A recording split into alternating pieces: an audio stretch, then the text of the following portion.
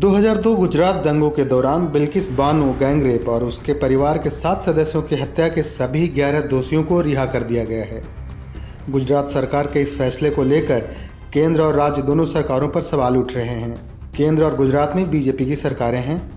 इस मुद्दे को लेकर कांग्रेस सरकार पर हमलावर है। कांग्रेस नेता लगातार केंद्र पर निशाना साध रहे हैं। कांग्रेस प्रवक्ता पवन खेड़ा ने प्रेस कॉन्फ्रेंस कर गुजरात सरकार और पीएम मोदी से कई सवाल किए हैं। पवन खेड़ा ने गुजरात सरकार पर देश को गुमराह करने के आरोप लगाते हुए कहा कि गुजरात सरकार ने जिस दावे के तहत दोषियों को रिहाई की है वो सरासर गलत और झूठ है। उन्होंने कहा कि सुप्रीम कोर्ट ने 3 महीने के अंदर उस पर गुजरात सरकार से फैसला लेने के लिए कहा था। कोर्ट ने खुद कोई निर्णय नहीं दिया है। गुजरात सरकार का एक दावा है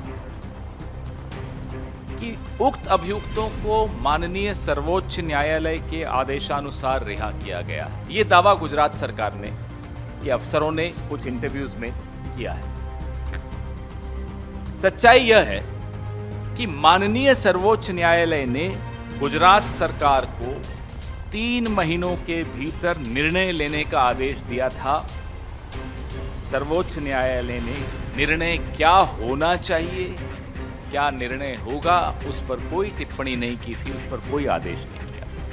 यह न्यायपालिका के आधार पर निर्णय नहीं लिया गया, यह कार्यपालिका का निर्णय है।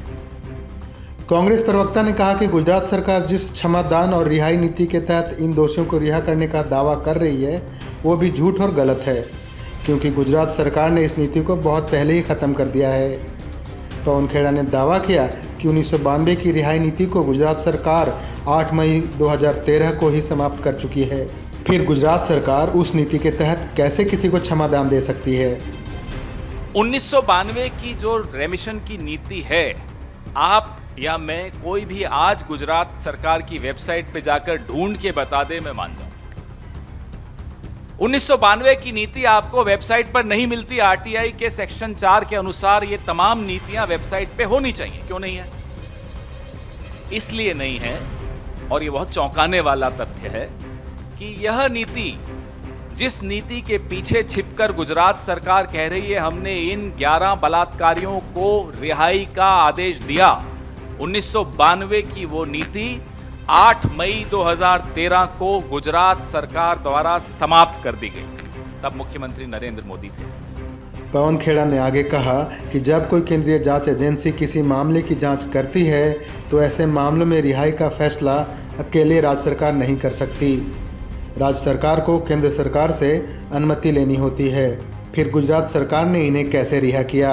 उन्होंने पीएम मोदी और गृह मंत्री अमित शाह से सवाल किया कि क्या गुजरात सरकार ने इन 11 रेपिस्टों और हत्यारों को रिहा करने से पहले आपसे अनुमति ली थी?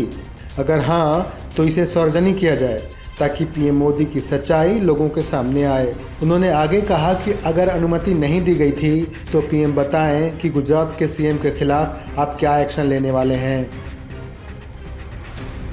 कोई ऐसा अपराध जिसकी जांच किसी केंद्रीय एजेंसी ने की हो, इस प्रकरण में सीबीआई ने की थी, उसमें क्षमादान या रिहाई का निर्णय अकेले राज्य सरकार नहीं ले सकती। सीआरपीसी का 345 सेक्शन 345 ऑफ सीआरपीसी के तहत राज्य सरकार को केंद्र सरकार की अनुमति लेनी होती है कोई क्षमादान करने के लिए या कोई रिहाई करने के लिए। हम प्रधानमंत्री से और गृह मंत्री दोनों से, दोनों गुजरात के हैं, यह जानना चाहते हैं क्या गुजरात की आपकी भारतीय जनता पार्टी सरकार ने आपसे यानी कि प्रधानमंत्री से या गृह मंत्री से अनुमति ली थी इन 11 बलात्कारियों और हत्यारों को क्षमादान देने के लिए और रिहाई करने के लिए? अगर दी थी तो साझा करिए, सार्वजनिक करिए, ताकि लोगों को आपके खोखले शब्दों का अर्थ समझ में आ जाए जो आपने लाल किले की प्राचीर से बोले थे, नारी शक्ति, नारी सम्मान, नारी सुरक्षा।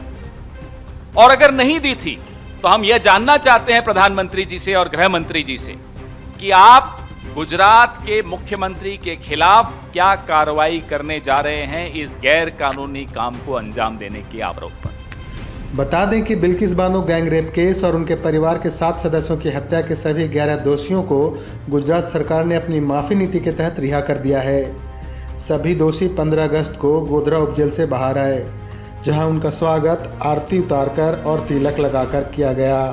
सरकार के इस फैसले पर सवाल उठ रहे हैं। गौरतलब है कि इस साल जून में केंद्र सरकार ने सजा याफ्ता कैदियों के लिए विशेष रिहाई नीति का प्रस्ताव रखा था और इसके लिए राज्यों को दिशा निर्देश जारी किए गए थे।